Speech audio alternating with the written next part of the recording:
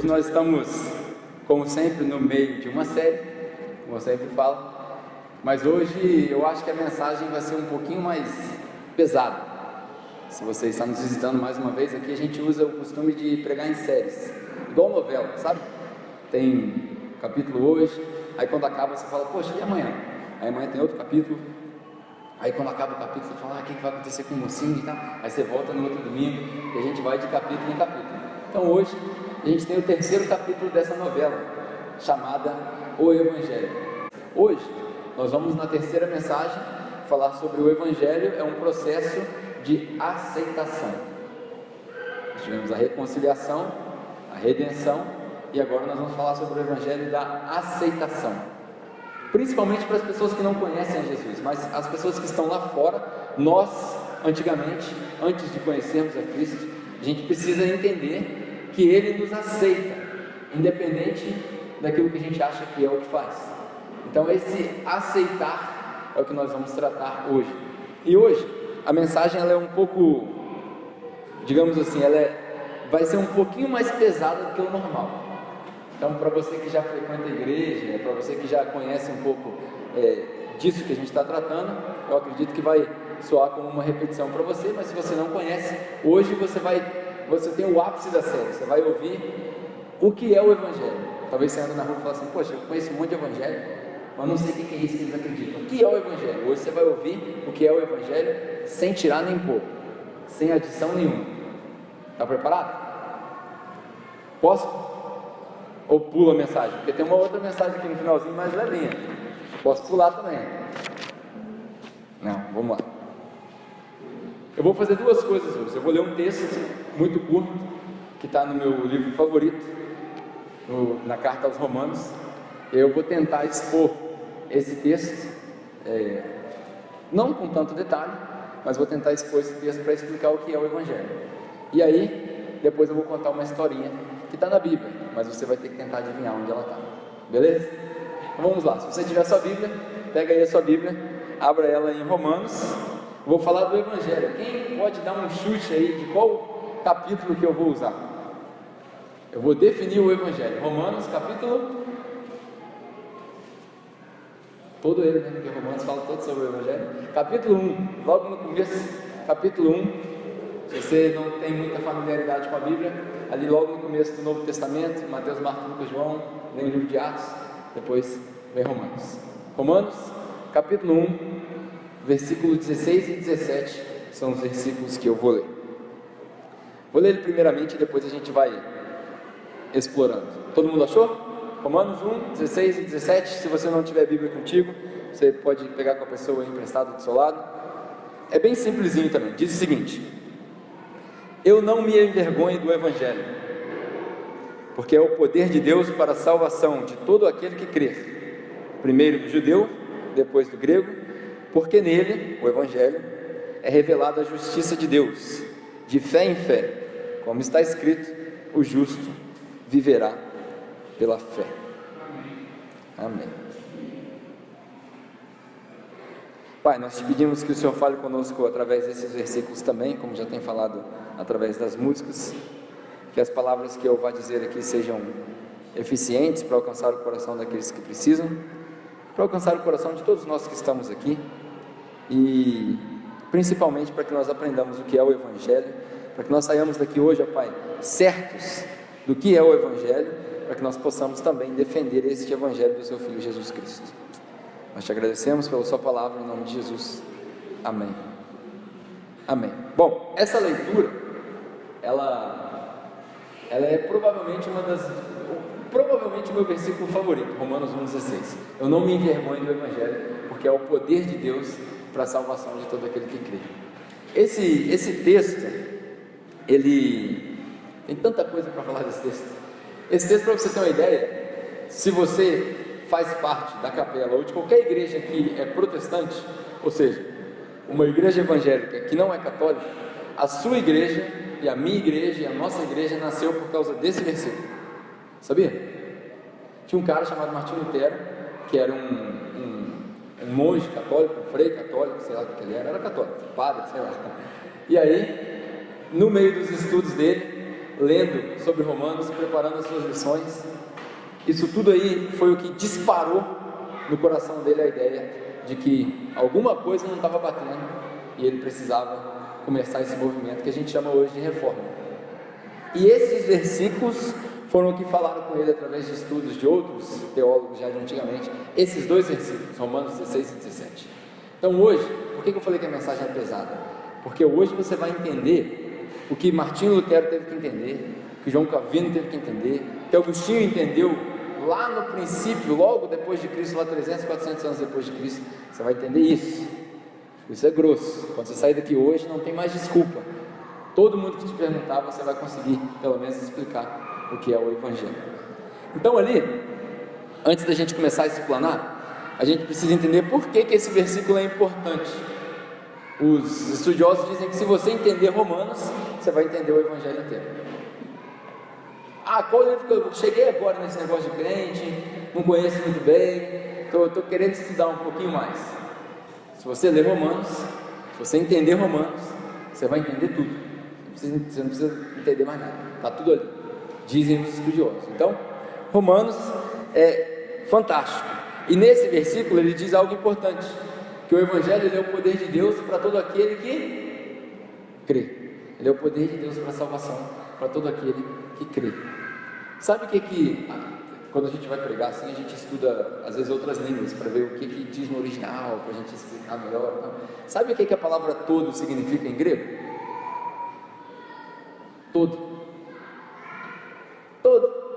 mundo que crê. Então olha como que é importante a gente entender isso. Esse versículo fala sobre aceitação. O que eu preciso para Deus me aceitar? Crer. O pessoal não tomou café não. O que eu preciso para Deus me aceitar? Crer. Eu preciso ser especial? Eu preciso ser branco, ou preto, ou japonês, ou PT, PSDB? Não. O que eu preciso para Deus me aceitar? Nada, só crer. Todo aquele que crê será salvo. Essa é a síntese de Romanos. E aqui a gente tem duas categorias de pessoas. Eu gosto de separar as pessoas em categorias. Existem duas categorias de pessoas quando se trata do Evangelho. Eu preciso que você preste atenção nisso. Não preste atenção nas crianças, porque eu vou fazer um negócio aqui que provavelmente você nunca viu na igreja. Tem duas categorias de pessoas na igreja. Tem os salvos e os não salvos. Tão simples. Só tem duas categorias de pessoas: os salvos e os não salvos.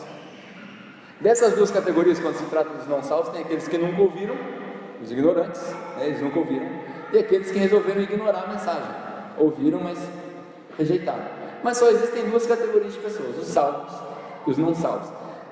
Em outras palavras, só existem aqueles que estão dentro e aqueles que estão fora.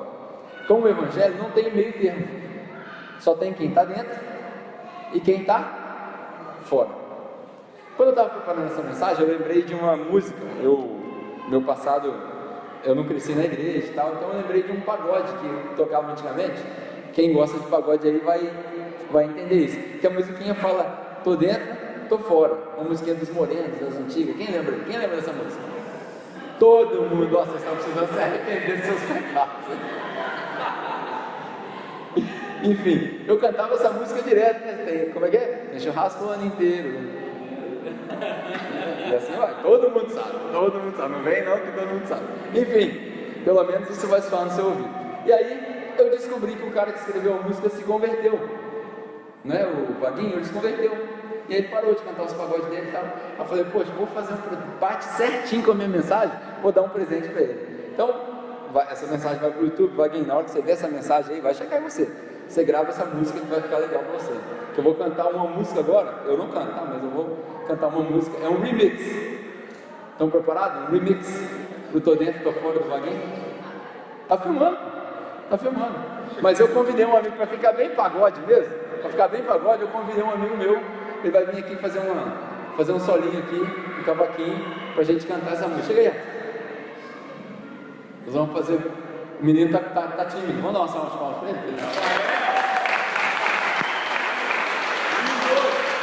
Aqui, ó, fica bem no púlpito aqui, ó. Fica aqui, ó, bem no púlpito.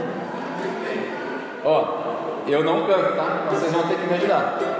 Eu vou cantar a primeira frase para eles, para ver se eles pegam. Eu tô falando com eles, mas a gente já ensaiou, tá? A gente canta a primeira frase, vamos ver se eles pegam, depois a gente volta, beleza? Vamos ver se vocês vão pegar de jeito já. Olha, toca aí. Ele falou pra ir bem devagarzinho pra vocês pegarem. É assim, ó. Se tem culto na capela, mas voltou pro Moarama, mas só prego o evangelho. Pegou? Pegou certo? Calma, vou chegar lá. Agora os caras vão me crucificar mesmo. Agora o bicho vai pegar pro meu lado. Deixa eu lembrar minha letra aqui. Pronto. Estão preparados? Nós vamos gravar. Ó, tem que ser igual o programa de televisão, né? Plateia envolvida e tal. Então vocês têm que cantar o tô dentro. Beleza? Cadê o Juninho? Vai fazer o batuque lá? Não, Juninho? Juninho é roqueiro. Vamos, Juninho. O Juninho sabe fazer pagodão, né? Vai lá, faz o pagode lá. Vai fazer o quê? Ó, já arrumamos uma cuíca aqui também. Vem, cuíca, vem, cuíca. Vamos lá, vamos me ajudar. Fica no tô dentro, tô fora. Todo mundo com o celular, meu Deus do céu. Não posso errar, peraí, deixa eu ver a letra aqui. Tô dentro, tô fora, pá. Bora. Perdoa minha voz, hein? Perdoa minha voz. Vamos lá, grava aí.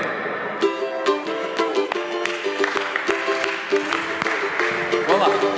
Se tem culto na capela, mas voltou pro Moarama, mas só prega o evangelho, mas vai começar a campanha. Ai, ai, ai, ai. Olha os crentes. Ai, ai, ai. Agora nós vamos falar de coisa séria, ó. Vai ver. Pegou? Não gostaram do seu pagode. Galera não gostou do seu pagode. Ela não gostou do seu pagode. Não, sacanagem, é porque ele tá saindo na câmera. Então beleza. Toca aí. Se tem culto na capela, mas voltou pro Moarama, mas só prega o evangelho, mas vai começar a campanha. Ai, ai, ai, ai.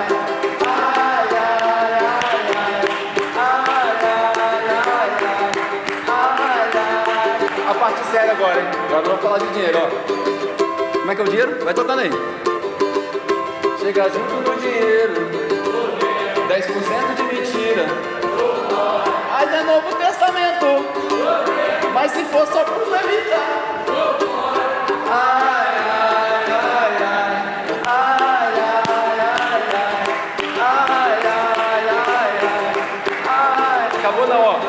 Agora eu vou resumir João Calvino para vocês no pagode, ó. Se tô dentro, não tô fora. Se tô fora, não tô dentro. Se tô fora, não tô dentro. Se tô dentro, dentro eu vou ficar. Ah, pegou? Se tô dentro, não tô fora. Se tô fora, não tô dentro. Se tô fora, não tô dentro. Se tô dentro, dentro eu vou ficar. Ah, moleque. Salve, palmas pro nosso estrela Rafael. Olha como é que a gente ensina teologia para quem não quer aprender teologia. Falei para vocês os dois pontos de calvinismo no pagode. A predestinação e a perseverança dos santos ali, ó. Tô dentro, não tô fora, tô dentro. Fácil, né? Já aprendemos teologia. Se você não aprendeu nada, você já aprendeu teologia hoje. Quando o nego perguntar para você assim, o que é o evangelho? Explica para mim. Estou dentro, não estou fora. Se estou fora, não estou dentro. O cara vai olhar e vai dizer, da onde você veio? Da capela. Sabia, essa igreja não presta mesmo. Enfim, esse é o evangelho. O evangelho é isso. Quem está dentro, está dentro. Quem está fora, está fora. Por que Paulo fala que ele não se envergonha do evangelho? Primeiro ele precisa entender o que é essa palavra, o evangelho. O evangelho significa boas novas, boas notícias. Quando alguém chega para você, por exemplo, você está preocupado, por exemplo, está sentindo uma dor no peito. E essa dor no peito, você está ali, ai meu Deus, está me apertando. Aí você vai no médico. Aí o médico faz um exame e fala assim, não foi nada não, meu filho, você só respirou errado. Como é que você faz? Que notícia boa. Esse é o que significa a palavra evangelho. Boas notícias. Significa boas novas. Por quê? Porque a situação do nosso lado não estava boa. Agora que vai ficar pesado. Eu cantei um pagodinho para a gente aliviar um pouquinho. Agora vai ficar pesado. A situação do nosso lado não estava boa. Depois que aconteceu o pecado, depois que a gente perdeu a intimidade com Deus, essa ligação com Deus, as notícias não eram boas para nós. Nós estávamos, como a gente aprendeu, a gente estava na série de Efésios, a gente aprendeu que nós estávamos mortos nos nossos pecados, a gente aprendeu que a gente perdeu a intimidade com Deus. Nas últimas mensagens mesmo, a gente aprendeu que lá no Jardim do Éden, quando o pecado entrou, a gente se tornou estranho para Deus. Então, toda essa história estava ruim para nós. E aí acontece que Jesus veio. Lembra que a gente falou na última mensagem? JB, João Batista, veio gritando o nome do JC, Jesus Cristo, falando que ele era o Cordeiro de Deus que tira o pecado do mundo. E aí ele lidou com o pecado. Então, essa história toda estava ruim para nós, mas o Evangelho é boa notícia. E Paulo diz que ele não se envergonha. Você também não deve ter vergonha do Evangelho. Mas por que alguém se envergonharia do Evangelho? Alguém aqui conhece, porque a maioria de vocês já conhece Jesus, mas alguém aqui conhece pessoas que falam assim: eu não gosto de crente? Alguém aqui conhece? Crente é muito chato, né? É porque eles não vêm na capela ouvir pagode, né? Se eles viessem, eles não iam falar isso. Mas essas pessoas, acaba que a gente se envergonha do Evangelho. Por quê? Pela mesma razão que Paulo tinha. O Evangelho é muito simples. Quando Paulo fala para os coríntios que ele veio com palavras simples, sem palavras bonitas e tal, ele veio ele resolveu conhecer só a Cristo e Cristo crucificado. Essa ideia é muito simples. Para quem é inteligente, qualquer pessoa inteligente hoje, se você falar para ele que você crê num Deus que você não vê, que foi Ele que criou os céus e a terra e o universo todo, que foi Ele que te deu vida, e que Ele, de repente, lá do nada, resolveu se esvaziar de si mesmo, veio para a terra, nasceu, viveu uma vida perfeita, morreu por mim e por você, e aí voltou para o céu, e agora sua salvação está garantida, que você nem sabe que salvação é essa. Qualquer pessoa inteligente vai falar assim: mas isso não faz sentido não, cara, isso é muita maluquice, isso é idiotice, isso é idiota de acreditar num negócio desse. Que essa é a palavra, na verdade. Quando Paulo fala para os coríntios que ele veio com um evangelho simples, a palavra, na verdade, é essa palavra idiota. É tão simples que chega a ser idiota. Mas essa é a nossa fé. Por quê? Porque a gente entende que o evangelho ele não é uma sugestão. O evangelho não é uma sugestão assim, talvez você possa ser salvo. Não, Paulo diz que ele é o poder de Deus para salvar. Não tem a musiquinha que a gente canta? Cristo, hoje eu estou musical pra caramba, hein? Move as montanhas e tem, né? Como é que a gente aprende Bíblia? Às vezes o pessoal não dá tempo de ler Bíblia, só cantar as músicas, né? Cristo move as montanhas e tem poder para salvar. O Evangelho é poder para salvar. Amém? Então a gente não deve se envergonhar do Evangelho, porque ele é o poder para salvar. Salvar de quê? Salvar de quê? De que você precisa ser salvo? De mim mesmo. Essa é uma. Preciso ser salvo de mim mesmo. Preciso ser salvo da consequência dos meus pecados, da ira de Deus, da hostilidade que foi criada. Isso é salvação. Tudo aquilo que a gente já vem aprendendo, aquilo que te faz justo com Deus, aquilo que te une com Deus, tudo isso que a gente vem aprendendo, justificação, santificação, glorificação, predestinação, tudo que termina com "ão" na Bíblia, tudo isso aí faz parte desse processo do Evangelho para salvar. Tudo isso faz parte de Romanos capítulo 1, versículo 16 e 17. É o poder para salvar, porque nesse Evangelho é revelada a justiça de Deus. E aí existe uma diferença entre interpretação e revelação. Interpretação é um negócio muito volátil. Qualquer um pode ter interpretação. Se você não crê em nada, você pode pegar sua Bíblia como um livro, ler e interpretar o que você quiser. Qualquer um pode fazer. Tanto que em outros contextos, em outros países, alguém vai ler a Bíblia de maneira diferente, vai interpretar diferente, vai soar diferente, e eles vão aplicar diferente. Porque interpretação é múltipla, tem várias. Você pode ter várias interpretações. A interpretação depende do contexto. Tem uma passagem, por exemplo, na Bíblia, no Evangelho de João, no capítulo 4, que aparece uma mulher falando com Jesus no poço. Essa passagem no Oriente Médio, provavelmente eles devem pular, eles não devem nem ler essa passagem no Oriente Médio, porque o homem não deve falar com a mulher, muito menos o judeu ali ia falar com a samaritana. Imagina um contexto onde os muçulmanos são a religião predominante e eles têm costumes diferentes dos nossos, e um deles é que a mulher tem um pouco menos de direito do que o homem. Imagina nesse contexto como que você lê João capítulo 4. Não tem como. Como que você coloca uma mulher responsável pela salvação de uma cidade inteira se a mulher não tem direito nenhum? Então a interpretação é diferente da revelação. Paulo diz que no Evangelho de Cristo, na história de Cristo, nesse processo de reconciliação, de redenção, nessa jornada que a gente passa, nessas características que todos nós aprendemos dentro da igreja, que fala da nossa justificação, do nosso processo, tudo isso, Paulo fala ali, que dentro desse evangelho tem uma revelação, não uma interpretação, uma revelação. Aí a diferença é a seguinte: a interpretação tem várias, mas a revelação só tem uma. Só tem uma. Deus não dá várias revelações para várias pessoas a respeito da mesma coisa. Só tem uma. A única revelação do evangelho, sabe o que é? Cristo. Mais nada. Cristo, mais nada. A sua fé, ela não pode ser baseada em nada além dessa revelação que é Cristo. Qualquer outra coisa que você colocar como base da sua fé vai dar ruim. Uma hora você vai tropeçar. Ah, mas a Bíblia é minha regra de fé e prática. Vou falar outro negócio polêmico. A Bíblia é minha regra de fé e prática. Uma hora você vai tropeçar nela. Pode ter certeza, uma hora você vai tropeçar nela. Porque a Bíblia é um documento escrito há milhares de anos por várias pessoas com predisposições diferentes, que depois foi juntado por várias pessoas com predisposições diferentes. Então você tem que tirar dessa Bíblia que você tem na sua mão a síntese de tudo isso, a revelação que está em tudo isso, que é Cristo. Se você olhar só para a vida de Cristo e ver o que Ele fez, só imitar o que Jesus fez, você não vai ter problema nenhum. Problema nenhum. É nesse evangelho que a justiça de Deus é revelada. Por que Paulo usa esses termos? Porque nós, quando ele fala a justiça de Deus, às vezes a gente acha que é um cenário de julgamento, que Deus está lá em cima, julgando as pessoas e tal. Não, não é isso. Ele fala que a justiça de Deus é revelada é como as pessoas são feitas justas perante a Deus. Por exemplo, se você tem consciência de que você pecou algum dia, você não deveria estar na presença de Deus.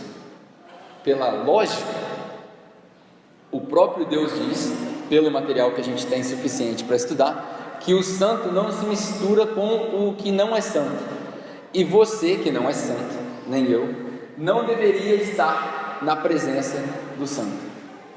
Para fazer isso acontecer, ele teve que sacrificar o filho dele, porque era um sistema que ele tinha, para que agora sim nós possamos ser reconciliados, que foi a primeira mensagem que a gente estudou.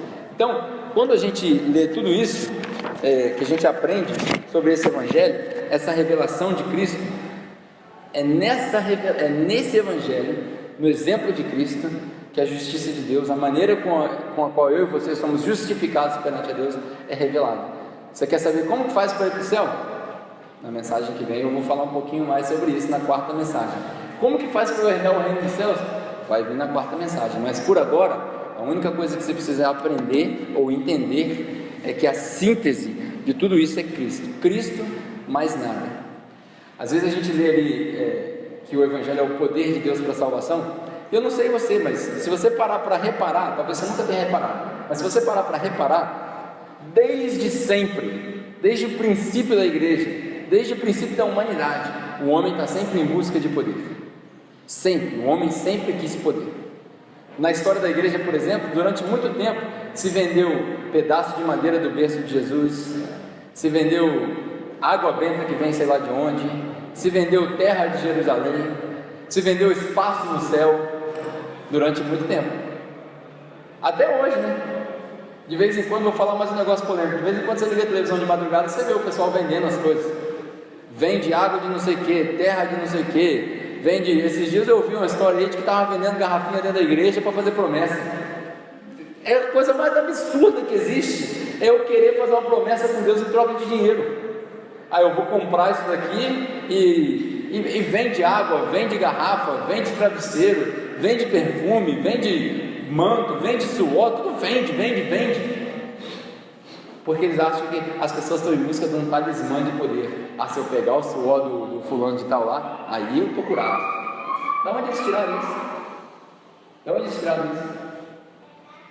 A gente precisa entender que o poder de verdade mesmo é esse evangelho simples que transforma o homem, que faz com o homem que era ladrão para de roubar e vai trabalhar, aquele que era pecador deixa de pecar, se vira as costas para os seus pecados, vive uma vida justa, digna. O mais difícil hoje é você achar uma pessoa honesta. O mais difícil hoje na nossa sociedade é achar uma pessoa que vive de acordo com os valores que ele prega. O apelido mais famoso do cristão é hipócrita. Alguém aqui já ouviu isso? Ah, não vou na igreja não, estou cheio de gente hipócrita. Alguém aqui já ouviu isso? Então, nós precisamos mudar, né? Porque nós nos enquadramos nessa categoria aí. Esse balaio todo aí, as pessoas mexem, não vê que você está nesse meio, mas você está também. Eu estou também. Nós precisamos entender isso aqui, viver de acordo com isso daqui e ponto final, sem dar brecha para ninguém. Pagar os impostos direitinho, pedir nota fiscal, honrar as pessoas mais velhas, só coisa básica, parece que eu estou dando aula para criança, né?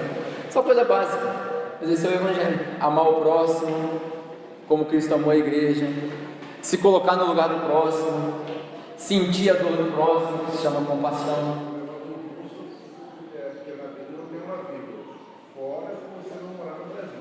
Fora se você não morar no Brasil. Verdade, mas eu pago imposto, tá? Eu sou cidadão neozelandês, mas eu pago imposto, tudo que eu como. Enfim, nós precisamos aprender essa essência.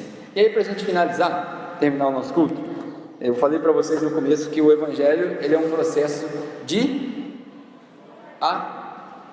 aceitação. Ninguém prestou atenção nisso. As crianças tiraram a atenção de todo mundo. O Evangelho é um processo de aceitação. Você precisa aprender isso. Primeiro é um processo de reconciliação, mas também é de redenção e também de aceitação. Você precisa entender que você foi aceito. Eu quero contar uma história para a gente terminar. Enquanto a gente conta a história, os músicos podem voltar para cá para a gente encerrar. E acredito que você já deve ter ouvido essa história. A história é a seguinte: certa vez existia um fazendeiro, e esse fazendeiro tinha 2 filhos, um mais velho e um mais novo. Passou-se algum tempo, esse filho mais novo chegou para ele e falou o seguinte: pai, eu sei que o senhor vai morrer em breve, porque o senhor já está velho mesmo, e quando o senhor morrer a gente vai dividir a herança, não vai? Vai, você e seu irmão. Então faz o seguinte, me dá minha parte aí, eu vou meter meu pé, vou correr minha vida e tchau. Se eu morrer, o irmão mais velho enterra aí, porque tem paciência desse tempo. Ele pegou o dinheiro dele e foi embora. Passou-se alguns anos, era um bom dinheiro, passou-se alguns anos, ele já começou a gastar todo o dinheiro que ele tinha, se envolveu em coisa errada. Pensa se você já ouviu uma história dessa: se envolveu em coisa errada, se envolveu com droga, se envolveu com gente errada. E aí nessa história toda, um dia ele cai em si. Ele fala: poxa, eu nem precisava de sair da casa do meu pai, estava tudo certo lá, eu tinha tudo. Agora eu estou aqui, ó, nessa miséria, nessa sarjeta aqui, ó, nesse meio aqui. A Bíblia conta essa história como se ele estivesse comendo com os porcos. Imagina você comer lavagem de porcos. E ele olha para aquilo ali e fala: poxa, os empregados do meu pai ganham mais do que o pessoal que eu estou trabalhando para eles aqui. Vou voltar, vou colocar meu rabinho nas terras, vou ser humilde e vou voltar. E aí ele volta para casa. Antigamente não tinha e-mail, né? Nem Facebook, nem nada, não dava para usar: estou voltando, mandar um WhatsApp, pai, estou voltando. Não dava. Então ele começa a caminhar para casa. Ele estava longe, estava muito longe. Quando ele chega, a Bíblia conta a história, está em Lucas capítulo 15, se você quiser conferir. Quando ele chega numa distância que é visível para o pai, ele repara um negócio: o pai dele já estava esperando por ele. Mas lembra que nessa história passaram-se anos e anos e anos. Passaram-se muitos anos para ele gastar toda a fortuna que ele tinha. E aí ele chega, quando ele chega, o pai dele avista ele lá de longe. E quando o pai dele avista, o que o pai dele faz? O pai dele corre para ele.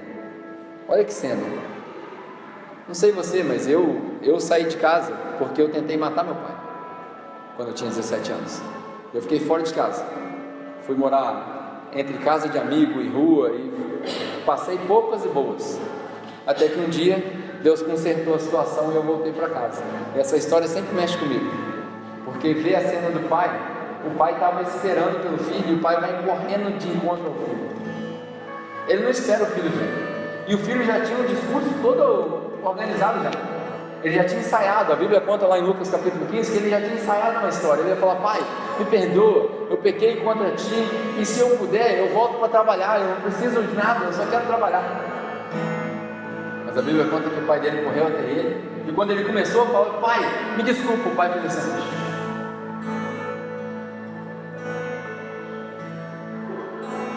tudo bem. Você voltou para casa, é isso que importa. Não interessa o que você fez. Ah, mas eu gastei todo o meu dinheiro. Não interessa. Ah, mas eu desonrei a minha família. Não interessa. Ah, mas eu fiz tudo errado, eu pequei. Não interessa. O pai daquela história pensou assim. Aí ele chamou os empregados. Falou, ó, manda matar um boi. Traz uma capa para o meu filho. Põe um anel no dedo dele. Porque hoje meu filho voltou para casa. Hoje eu recebi meu filho de volta. Olha que história maravilhosa. Quem já participa de igreja há muito tempo sabe que essa história não tem nada a ver com esse filho. A história tem a ver com um filho ciumento que ficou em casa, que não aceitou o irmão de volta. Mas eu não quero usar esse ponto. Eu quero ilustrar esse ponto para dizer o seguinte: quando essa cena acontece no âmbito espiritual, quando nós que estamos distantes do Pai voltamos, porque inicialmente todos nós éramos filhos dele. Inicialmente Ele nos criou para todos nós termos comunhão com Ele, para todos nós vivermos com Ele todo dia. Foi para isso que Ele nos criou. Ele não nos criou para viver essa vida bagunçada, toda errada que a gente vive, não. Ele nos criou para termos comunhão com Ele. E aí quando essa cena acontece a mesma coisa que o pai falou. Quando alguém volta para casa, ele é reconciliado. Meu filho voltou. Ele é aceito de volta. Independente do que aconteceu, ele é aceito de volta. Talvez você ou esteja passando por isso ou conheça alguém que precisa ser aceito de volta. Essa é a essência do Evangelho. O Evangelho aceita todo mundo. O Evangelho não faz discriminação de pessoas. O Evangelho não liga se a pessoa é partido A ou B. O Evangelho não liga se a pessoa tem dinheiro ou não. O Evangelho não liga se a pessoa é gay ou não. O Evangelho não liga se a pessoa é adúltero ou não. O Evangelho não liga. Porque todos são aceitos. Deus te ama demais para te rejeitar do jeito que é, do jeito que você é. Mas Ele também te ama demais para te aceitar e te deixar do jeito que está.